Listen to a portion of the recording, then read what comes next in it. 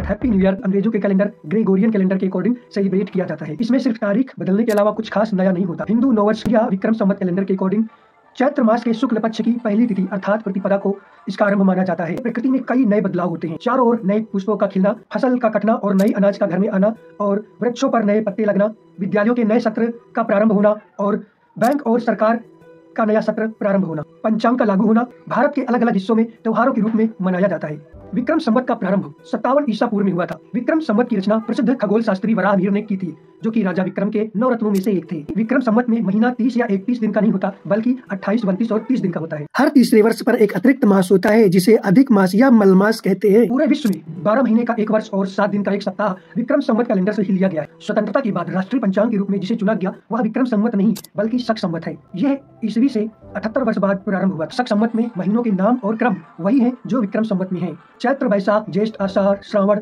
भाद्रपद, अश्विन, कार्तिक, मार्गशीर्ष, पौष और माघ, फाल्गुन। शक संवत में तिथियां अंग्रेजी कैलेंडर की तरह मध्यरात्रि से शुरू होकर अगले दिन मध्यरात्रि तक होती हैं और हर महीना निश्चित 30 दिन का होता है। इसका नववर्ष 22 मार्च से आरंभ होता है। शक संवत आज मात्र एक औपचारिक पंचांग बनकर रह गया है। पहले सरकारी कार्यक्रमों और उद्घाटन की पट्टियों में अर्थात शिलालेखों में शक संवत की तिथि लिखी जाती थी।